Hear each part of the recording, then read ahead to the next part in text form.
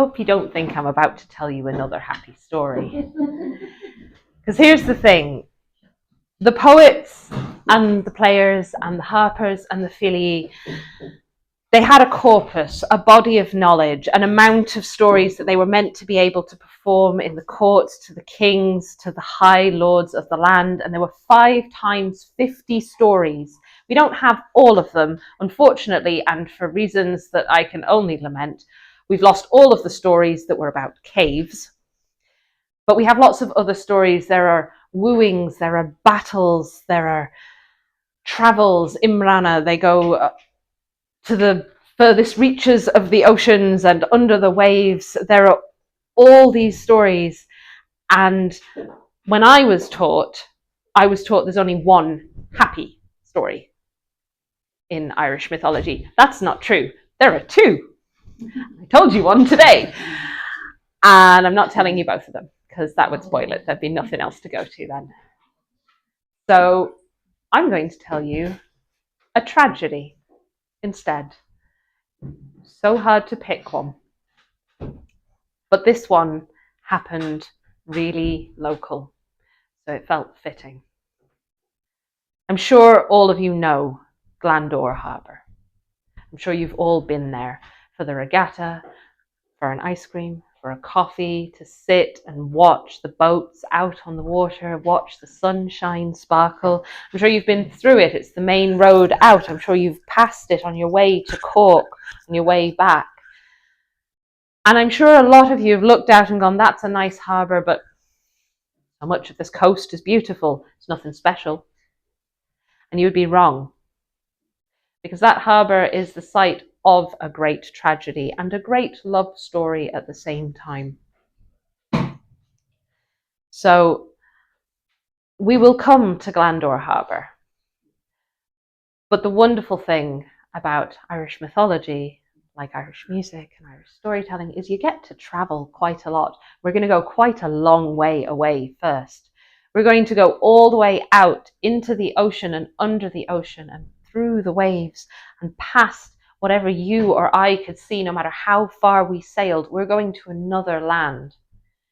We're going to an island called Tuatha, the land of promise, the land of Manannán mac Lir, the god of the sea. He's one of the Tuatha de Danaan, and they say the Tuatha de Danaan are gods, and they say the Tuatha de Danaan are magical, and they say the Tuatha de Danaan, well, they were just kind of people, and they were here on the island, and we don't really know where they came from. And all of these things are kind of true. You see, the Tuatha de Danaan, they were magical and they were godlike. If you think of a god as someone who can do amazing feats, do things that no mortal could think of, and you think of a god as someone who can live forever and never get sick and never get tired, and you think of a god as someone who can grow very large or very small or turn into an animal or a fish or a bird, well, then the Tuatha de Danaan probably were gods. But they were also people. They had their own lives, they had their own motivations, they had their own internal worlds. And in Tuatha, where Manannán mac Lir ruled, life was good. And on the whole, the Tuatha de Danaan were pretty happy with it. See, Tuatha, it was a land of summer.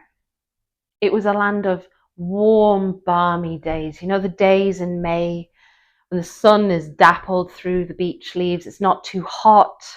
It's not burning your skin. It's just right. The shade isn't cold.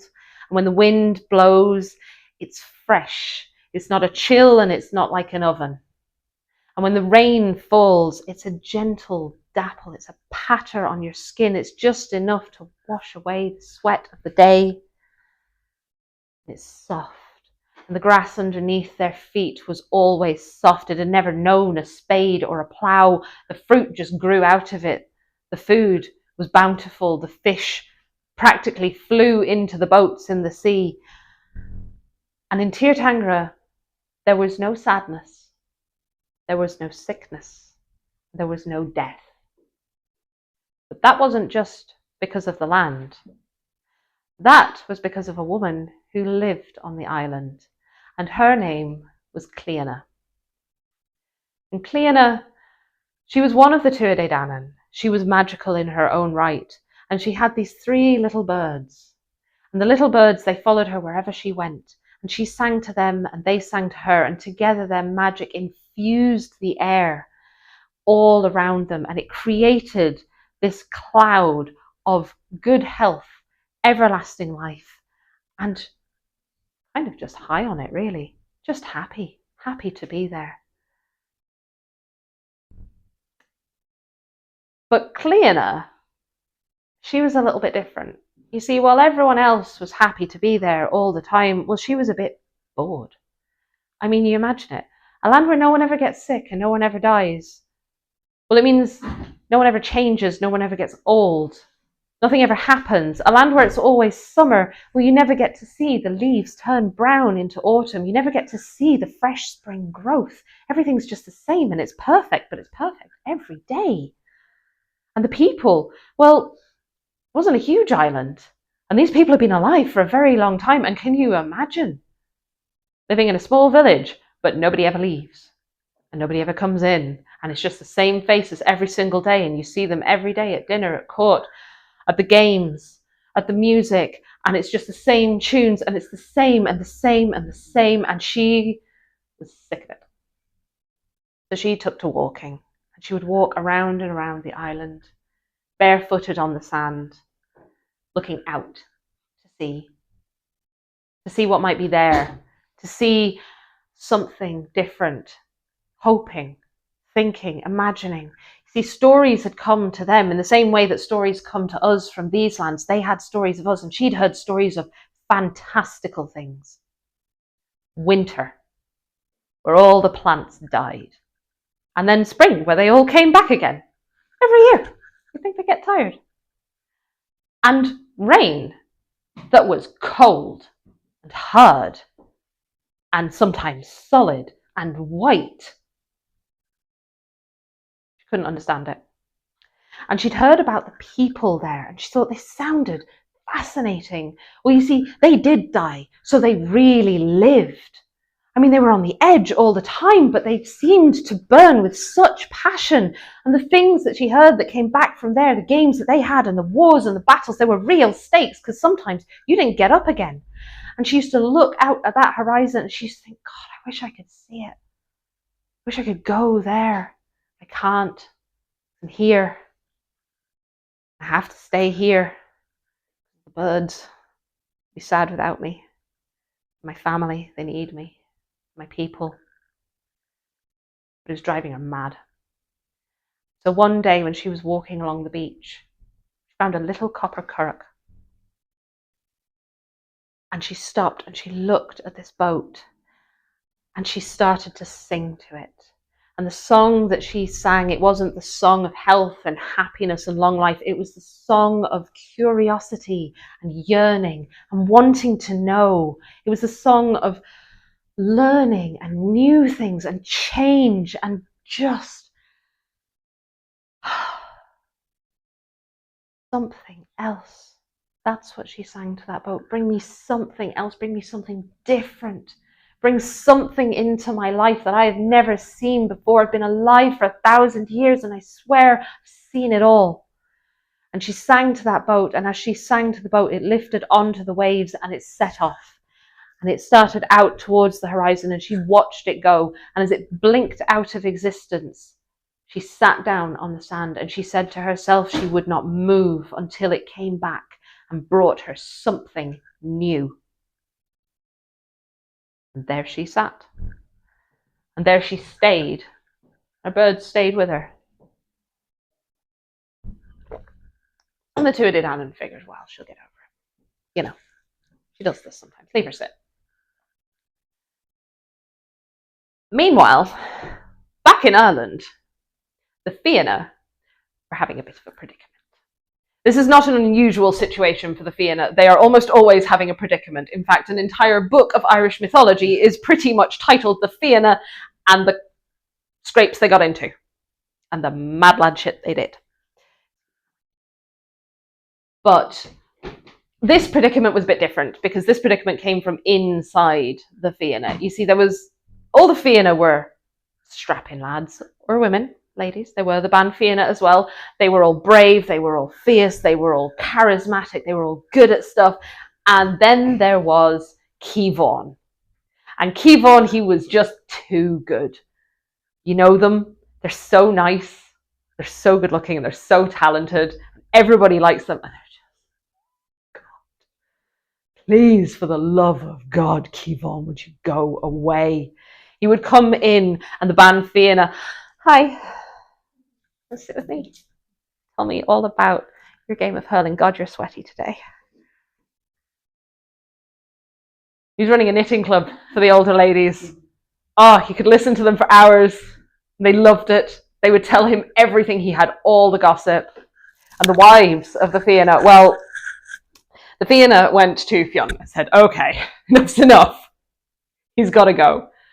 And Fionn said, what do you mean he's got to go? And he went, Cliodhna has got to go.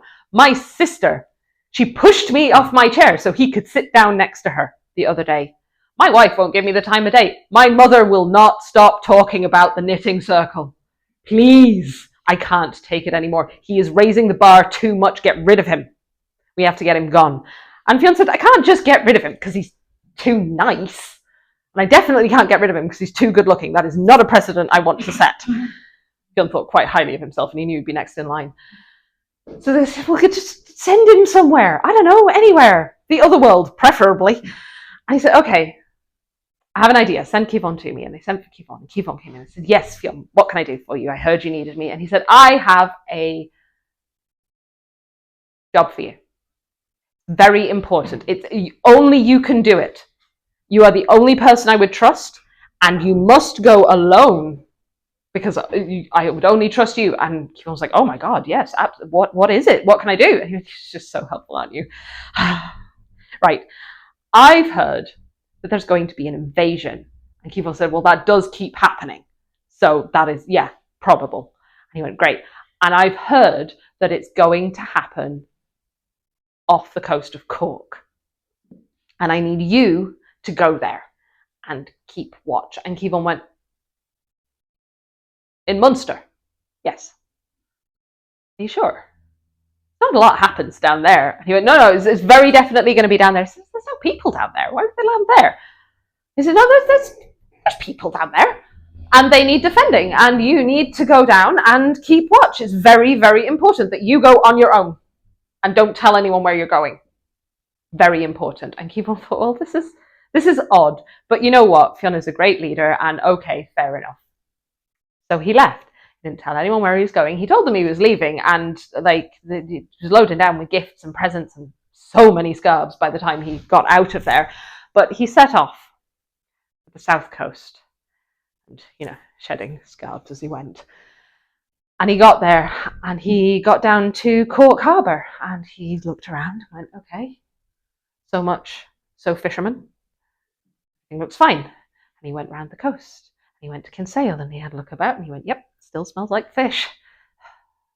Why am I at the coast?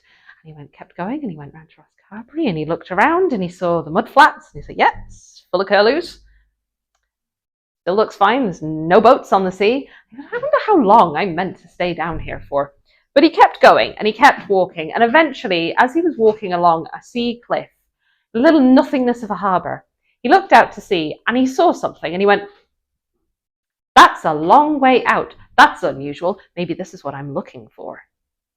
And so he went down to the sand on the strand and watched as this thing came in and he realised it was a boat. It was just the one. It was quite small. And as it came closer, he realised that it was shiny. It was made of metal. It was made of copper. That was unusual for a curragh.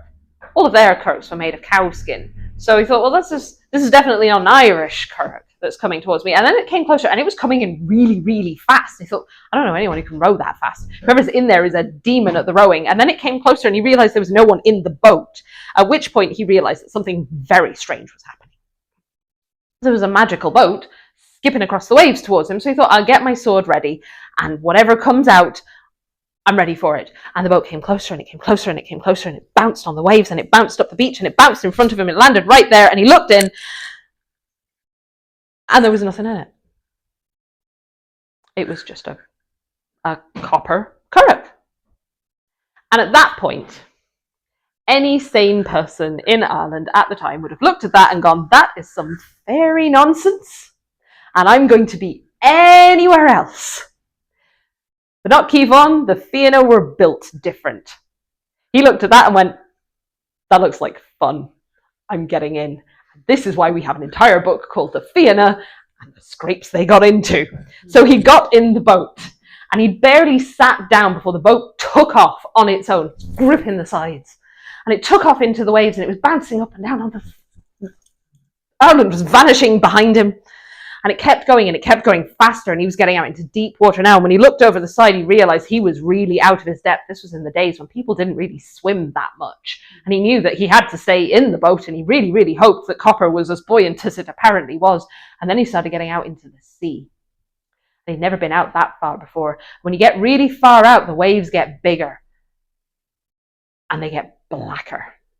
And he got right out, and the waves were tossing him up into the air. He was truly seasick with it, and back down into the dips between them. And then he saw it. He saw the wave coming, and it was more wall than wave. It was an enormous sheet of water, and in it he could see the fish swimming, and no matter how high he looked, he couldn't see the crest of it. And he realized that he was going into that wave no matter what happened. So he gripped the current for dear life, shot into the wave.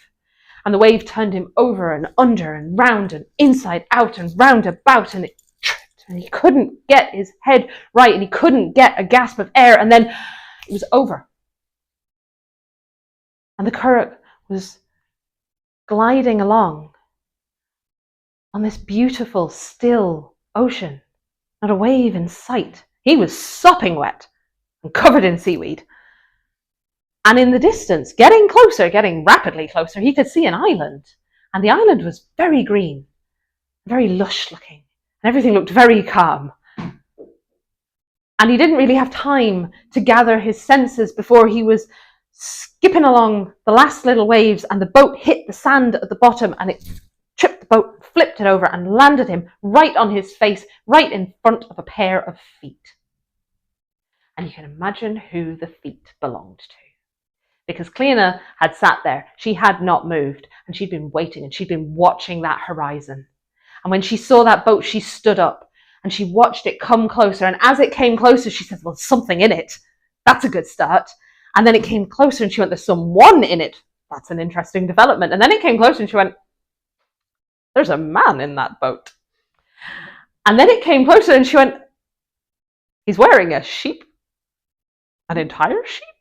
Why is he wearing an entire sheep? And it came even closer. She was, why has he got curly hair? No one's got curly hair on this island. And it came even closer. And before she'd really managed to internalize all of the facial features on this man, he was face down in the sand in front of her. She didn't really know what to do. And, well, you've heard of love at first sight. Just kind of love at first sight. It was certainly dumbstruckness at first sight, because Cliodhna looked down and Cliodhna looked up, and these two people just stared at each other in disbelief. She couldn't believe that the boat had brought her a person, and he couldn't believe how beautiful this woman was. She was quite literally out of this world. And they just stared at each other. Two otherwise intelligent human beings, not a brain cell between them. Took a while. Eventually, some part of the hind brain sparked and went, you should introduce yourself, you dingus.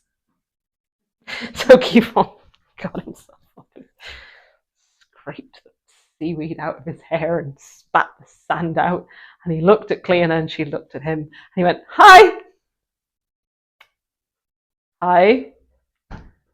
My name's Cliodhna. What's yours? And Cliodhna said, I'm Cliodhna. Nice to meet you. You were in my boat. Yes, that's your boat. It moves on its own. Yeah, it's magic. Okay. Are you magic? Yeah. Are you not magic? No, not that I'm aware of. Huh. Where are you from? I'm from Era. Oh, I've heard about it. The place with the cold rain. That's a weird way to put it, but yeah. Yeah, we have that. Do you not have cold rain here? No, it's always warm. It's like a gentle shower. That sounds really nice. You kind of get bored of it. Why are you wearing an entire sheep? It's cold back in Ireland. Is it? What's cold like? It's not very pleasant, hence the sheep. Where did you get this amazing robe thing? It looks like a seal skin crossed with a mackerel skin crossed with a cloud. Oh, Manannán makes them. We all have them. They're also magic. You sure you don't have magic back in Ireland? I really, yeah, maybe. Actually, no. There was the one time where someone turned into a salmon. We might have magic. I don't have magic. And the two of them, they got chatting anyway, from a possibly less than auspicious start. But sometimes it's good to have your dignity taken down a few steps. And they kept chatting. And she said, "Would you like to see the island?" And he went, "Yes, absolutely. Where am I, by the way?" And he went, "This is Tuatha, the land of promise." That sounds fantastic. What does it promise? Everything. Works for me. They walked down and they chatted and they laughed. And Cliodhna thought, well, he's definitely interesting. And Cliodhna thought, well, she's very funny.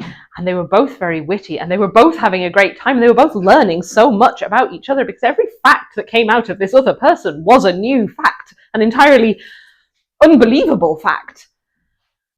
And then it started getting dark. And Cliodhna said, "Would you like to come back to my place?" And Cliodhna said, "Yes, I would." And she went, "Great, I'll introduce you to Manannán. He's our king." And he went, "Oh, right. That works too." So Cliodhna went to the court and was duly introduced to Manannán mac Lir. And the Fianna, well, they were very chatty people. They were very charming. He was welcomed into the court. He was sat down by Cliodhna's side. They were like, "Interesting. This is what you dragged out of the sea. Okay, you can keep it, I guess, like a pet." And Cliodhna stayed there with Cliodhna. And they got to know each other, and the more they got to know each other, the more they liked each other. And the more they liked each other, the more time they spent together, until they were pretty much exclusively talking to each other. And they fell in love. They adored each other, spent all their time together. And time passed, as time does when you're having fun. But eventually, Cliodhna thought to himself, he thought, kind of had a job to do. Gunn did tell me it was really important. I should probably be getting back. He went to Cliodhna and he said, "Listen, I have a job to do back home in Éire, and I need to go and do it because it's kind of important, and my boss is kind of a big deal. But I don't want to leave you. So will you come with me?" And Cliodhna didn't even need to think about it. Yes, I will. Will I get to see the cold rain? You'll definitely get to see the cold rain. And the trees with no leaves. Also the trees with no leaves.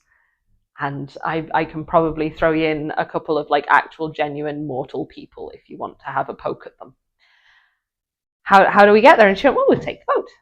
"Cool. Do we need to tell anyone?" Nah. They'll be fine. She didn't really think about it. Yes. They're grand. They'll be fine on their own. We can just go. I think we should just go. I want to go now. I want to go now before I really overthink this too much. So they went down to the beach and they got in the boat. And Cliodhna said, "It was a lot bumpier when I came in." And Cliodhna said, "It'll probably be bumpy on the way out, but don't worry, the sea is always calm around Tuatha because everything is perfect all the time." And they went out across the waves, and there was a sort of cloudy bit that they went through.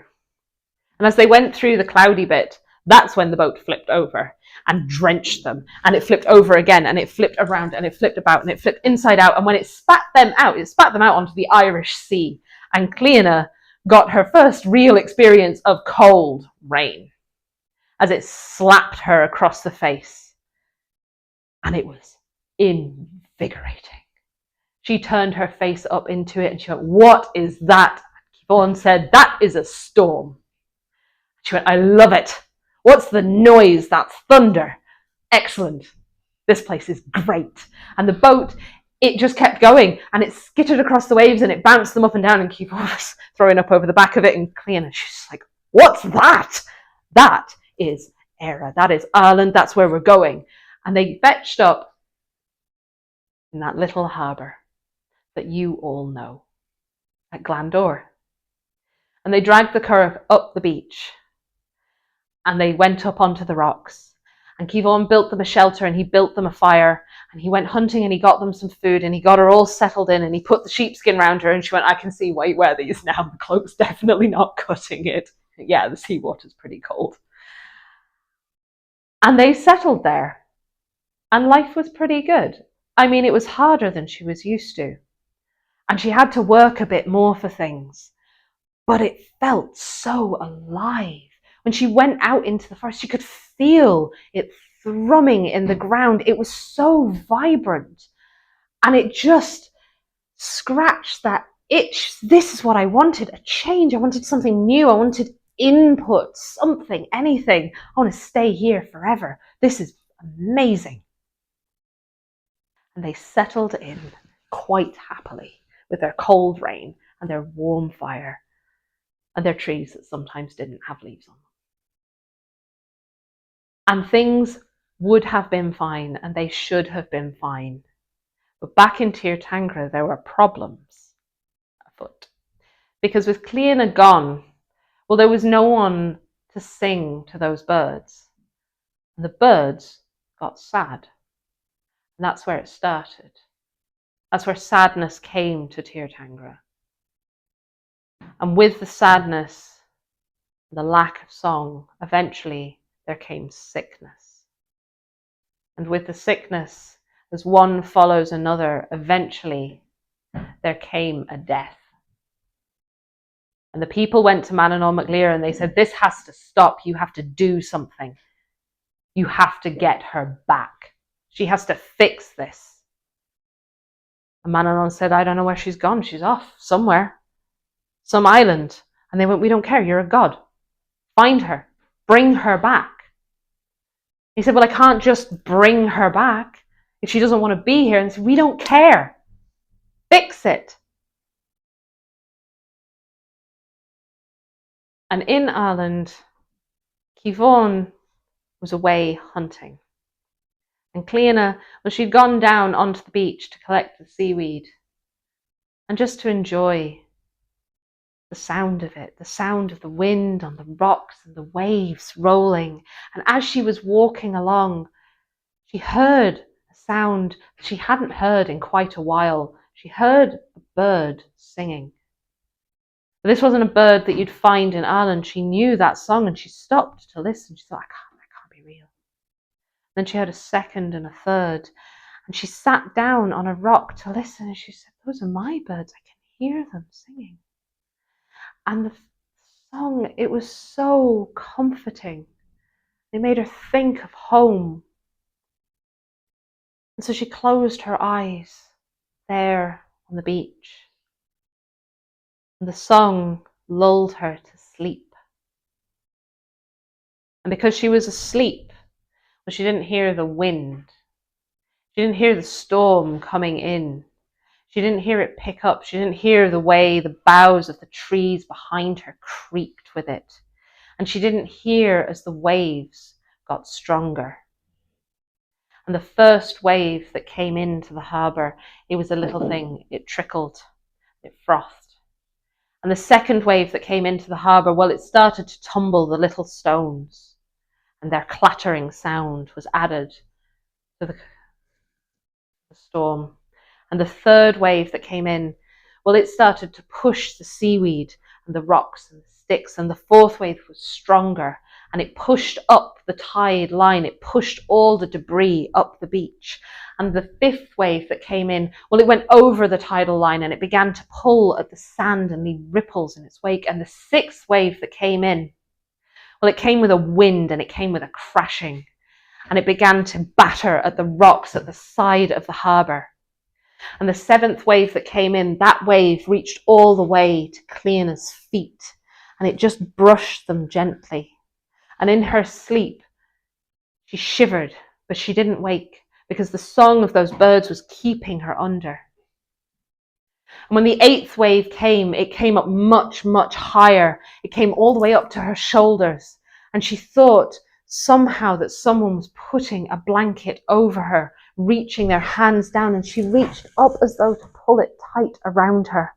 And the wind was really howling now. And the water, it pulled out. It pulled all the way out. It exposed all the sticks and stones, and it exposed the harbour, and all that water, well, it built the 9th wave. And the 9th wave is like the wave that Cliodhna had found when he was travelling to Tirtangara. It was more of a wall than a wave. And when that wave came in, it crashed over the rocks, over the stones. It went over the cliffs. It broke the trees as it hit them. It wiped their little house out of existence. It went over the harbour, up onto the path beyond, into the forest itself. And when the 9th wave pulled away, Cliodhna was gone. The beach was empty.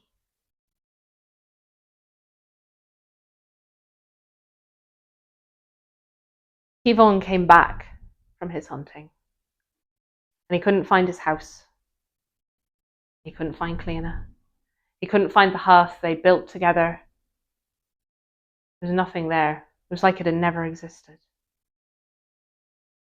And some say that Cliodhna died that day on that beach, that Manannán was so angry that she left, that he drowned her there. But I say it's far more likely that he just reached out of the waves and pulled her back to Tirtangara, because without her, they couldn't live their happy lives. And so she couldn't have hers on Ireland. She couldn't stay. And Cliodhna, he searched every day. He searched the rest of his life. He went up and down that coast, no matter how many times the Fianna begged him to come back to them, that there was no invasion, that it wasn't needed. He said, it doesn't matter. I need to be here in case I see that boat again. I'll never leave this shore. And every time he would pass through Glandore, he would sit and he would listen for anything. And sometimes he would hear her voice on the waves. And they say that you can still hear it today on the 9th wave that comes into Glandore harbour. You can hear Cliodhna's last cry.